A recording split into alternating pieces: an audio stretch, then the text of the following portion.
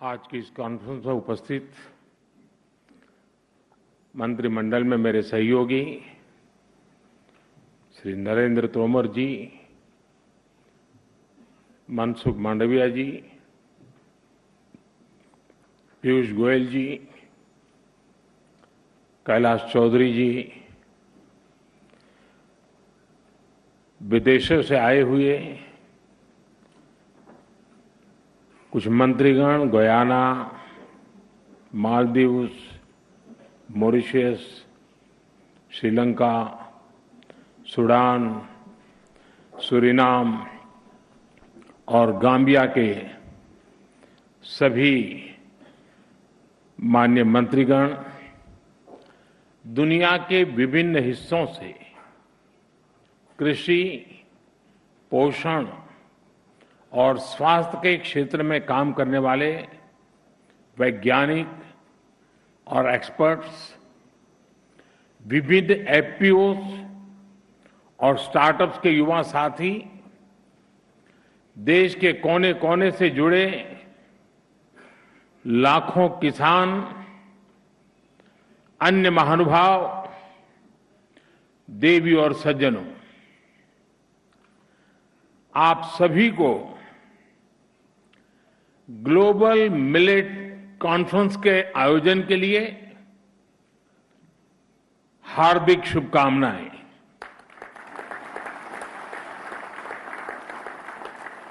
इस तरह के आयोजन न केवल ग्लोबल गुड के लिए जरूरी है, बल्कि ग्लोबल गुड में भारत की बढ़ती जिम्मेदारी का भी प्रतीक है।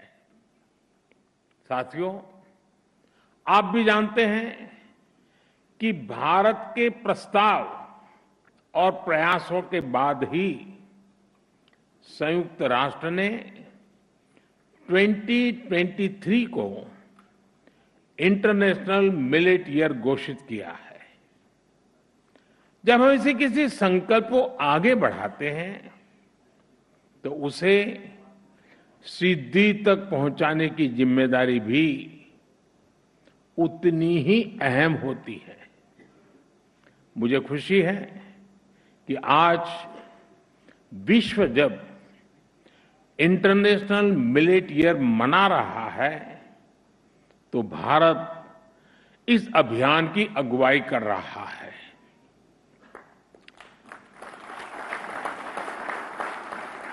ग्लोबल मिलेट्स कॉन्फ्रेंस इसी दिशा का एक महत्वपूर्ण कदम है। इसमें मिलेट्स की खेती, उससे जुड़ी अर्थव्यवस्था, हेल्थ पर उसके प्रभाव, किसानों की आय, ऐसे अनेक विषयों पर सभी विद्वान और अनुभवी लोग विचार विमर्श करने वाले हैं।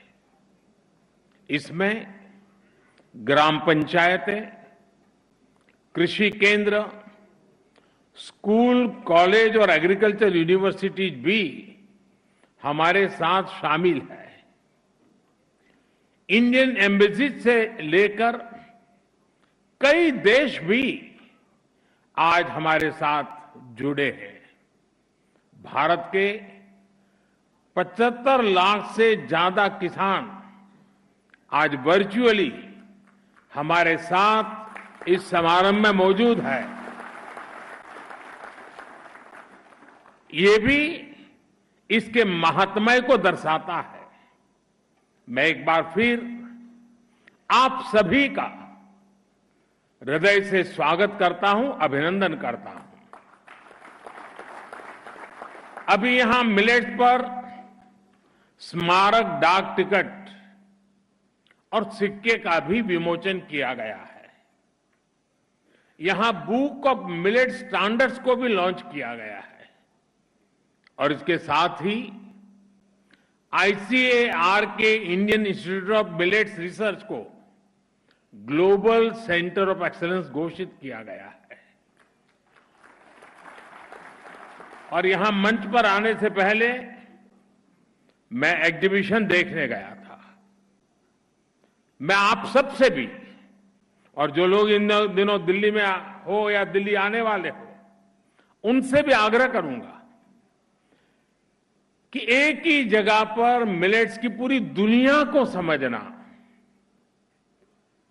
उसकी उपयोगिता को समझना, पर्यावरण के लिए, प्रकृति के लिए, स्वास्थ्य के लिए, किसानों की आय के लिए, सभी पहलुओं को समझने के लिए ये एग्जीबिशन देखना मैं आप सबको आग्रह करूंगा, जरूर देखें।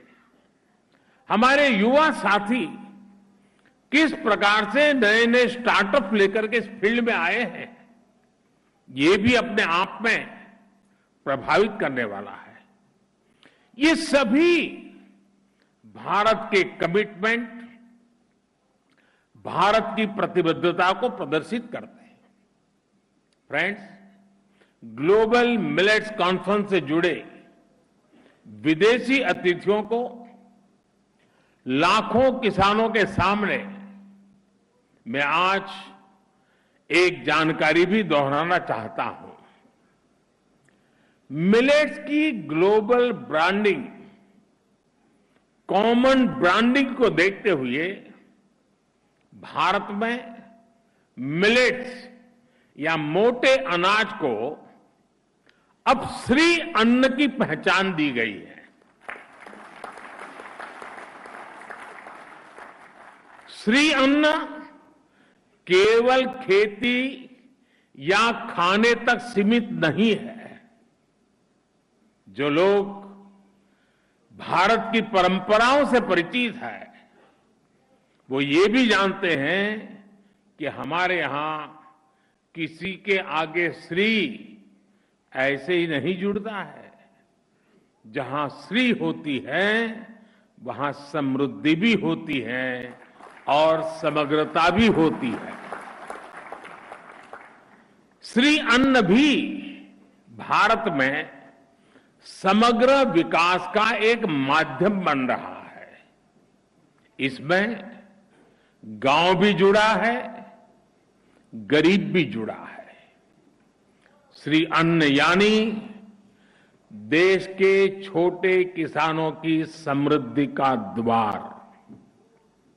श्री अन्न यानी देश के करोड़ों लोगों के पोषण का कर्णधार। श्री अन्न यानी देश के आदिवासी समाज का सत्कार। श्री अन्न यानी कम पानी में ज्यादा फसल की पैदावार। श्री अन्न यानी केमिकल मुक्त खेती का बड़ा आधार। श्री अन्न यानी क्लाइमेट चेंज की चुनौती से निपटने में मददगार। साथियों, हमने श्री अन्न को ग्लोबल मूवमेंट बनाने के लिए लगातार काम किया है। 2018 में हमने मिलेट्स को न्यूट्री सीरियल्स के तौर पर घोषित किया था। इस दिशा में किसानों को जागरूक करने से लेकर बाजार में इंटरेस्ट पैदा करने तक हर स्तर पर काम किया गया। हमारे यहां 12-13 राज्यों में प्रमुखता से मिलेट्स की खेती होती है, लेकिन इनमें घरेलू खपत प्रति व्यक्ति प्रति माह 2-3 किलो से ज्यादा नहीं थी। आज ये बढ़कर 14 किलो प्रति माह हो गई है। यानी 2-3 किलो से बढ़कर के 14 किलो। मिलेट फूड प्रोडक्ट्स की बिक्री भी करीब 30% बढ़ी है। अब जगह जगह मिलेट कैफे नजर आने लगे हैं। मिलेट से जुड़ी रेसिपीज के सोशल मीडिया चैनल्स बन रहे हैं। देश के 19 जिलों में मिलेट्स को one district one product scheme के तहत भी सिलेक्ट किया गया है। साथियों, हम जानते हैं कि श्री अन्न उगाने वाले ज्यादातर किसान छोटे किसान हैं, मार्जिनल फार्मर्स हैं। और कुछ लोग ये जानकर जरूर चौंक जाएंगे कि भारत में मिलेट्स की पैदावार से करीब करीब 2.5 करोड़ छोटे किसान सीधे जुड़े हुए हैं। इनमें से ज्यादातर के पास बहुत कम जमीन है और उन्हें जलवायु परिवर्तन की चुनौतियों का भी सबसे ज्यादा सामना करना पड़ता है। भारत का मिलेट मिशन श्री अन्न के लिए शुरू हुआ ये अभियान देश के 2.5 करोड़ किसानों के लिए वरदान साबित होने जा रहा है। आजादी के बाद पहली बार मिलेट्स पैदा करने वाले 2.5 करोड़ छोटे किसानों की किसी सरकार ने इतनी बड़ी मात्रा में सुध ली है। जब मिलेट्स श्री अन्न का मार्केट बढ़ेगा तो इन 2.5 करोड़ छोटे किसानों की आय बढ़ेगी। इससे ग्रामीण अर्थव्यवस्था को भी बहुत लाभ मिलेगा। प्रोसेस्ड और पैकेज फूड आइटम्स के जरिए मिलेट्स अब स्टोर्स और मार्केट तक पहुंच रहा है। पिछले कुछ वर्षों में ही देश में श्री अन्न पर काम करने वाले 500 से ज्यादा स्टार्टअप्स भी बने हैं। बड़ी संख्या में एफपीओज इस दिशा में आगे आ रहे हैं। स्वयं सहायता समूहों के जरिए महिलाएं भी मिलेट्स के उत्पाद बना रही है। गांव से निकलकर ये प्रोडक्ट्स मॉल और सुपर मार्केट तक पहुंच रहे हैं। यानी देश में एक पूरी सप्लाई चेन विकसित हो रही है। इससे युवाओं को रोजगार भी मिल रहा है और छोटे किसानों की भी बहुत बड़ी मदद हो रही है। साथियों, भारत इस समय G20 का प्रेसिडेंट भी है। भारत का मोटो है one earth, one family, one future. पूरे विश्व को एक परिवार मानने की यह भावना इंटरनेशनल मिलेट ईयर में भी झलकती है। विश्व के प्रति कर्तव्य भावना और मानवता की सेवा का संकल्प सदैव भारत के मन में रहा है। आप देखिए, जब हम योग को लेकर आगे बढ़े तो हमने ये भी सुनिश्चित किया कि अंतर्राष्ट्रीय योग दिवस के जरिए पूरे विश्व को उसका लाभ मिले। मुझे खुशी है कि आज दुनिया के 100 से ज्यादा देशों में योग को अधिकृत रूप से बढ़ावा मिल रहा है। आज दुनिया के 30 से ज्यादा देश आयुर्वेद को भी मान्यता दे चुके हैं। इंटरनेशनल सोलर अलायंस के रूप में आज भारत का ये प्रयास सस्टेनेबल प्लेनेट के लिए एक प्रभावी मंच का काम कर रहा है। और ये भी भारत के लिए खुशी की बात है कि आयसा से भी 100 से ज्यादा देश जुड़ चुके हैं। आज चाहे लाइफ मिशन की अगुवाई हो, क्लाइमेट चेंज से जुड़े लक्ष्यों को समय से पहले हासिल करना हो, हम अपनी विरासत से प्रेरणा लेते हैं, समाज में बदलाव को शुरू करते हैं और उसे विश्व कल्याण की भावना तक लेकर जाते हैं। और यही आज भारत के मिलेट मूवमेंट में भी दिख रहा है। श्री अन्न सदियों से भारत में जीवन शैली का हिस्सा रहा है। अलग अलग क्षेत्रों में ज्वार, बाजरा, रागी, सामा, कांगनी, चीना, कोंदो, कुटकी, कुट्टू जैसे कितने ही श्री अन्न भारत में प्रचलन में है। हम श्री अन्न से जुड़ी अपनी कृषि पद्धतियों को, अपने अनुभवों को विश्व के साथ साझा करना चाहते हैं। हम विश्व के पास जो नया है, दूसरे देशों के पास विशेषताएं हैं, उसे भी सीखना चाहते हैं। सीखने का भी हमारा इरादा है।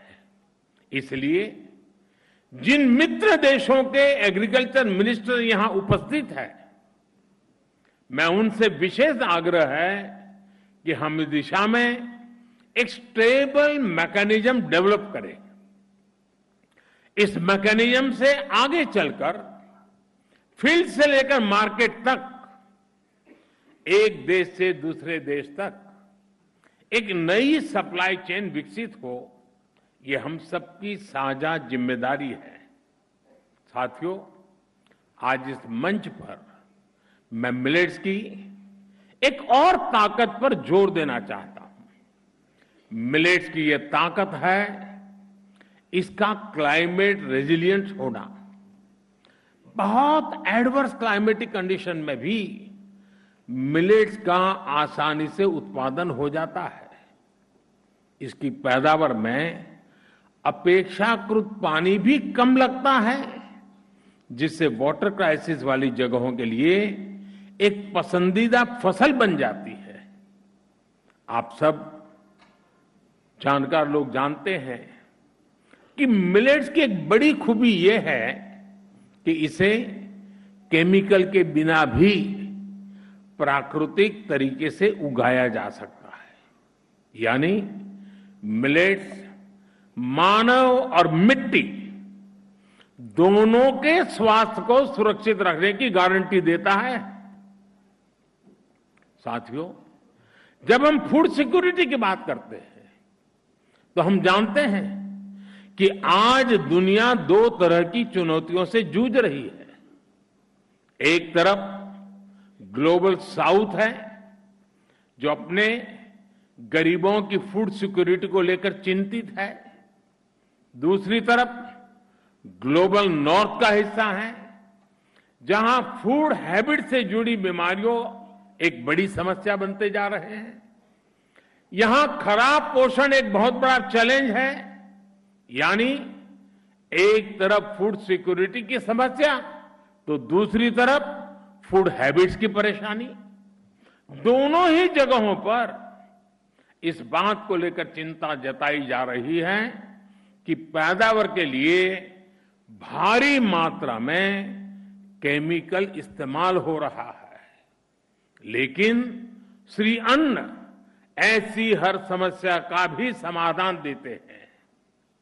ज्यादातर मिलेट्स को उगाना आसान होता है, इसमें खर्च भी बहुत कम होता है और दूसरी फसलों की तुलना में ये जल्दी तैयार भी हो जाता है। इनमें पोषण तो ज्यादा होता ही है, साथ ही स्वाद में भी विशिष्ट होते हैं। ग्लोबल फूड सिक्योरिटी के लिए संघर्ष कर रहे विश्व में श्री अन्न बहुत बड़ी सौगात की तरह है। इसी तरह श्री अन्न से फूड हैबिट्स की समस्या भी ठीक हो सकती है।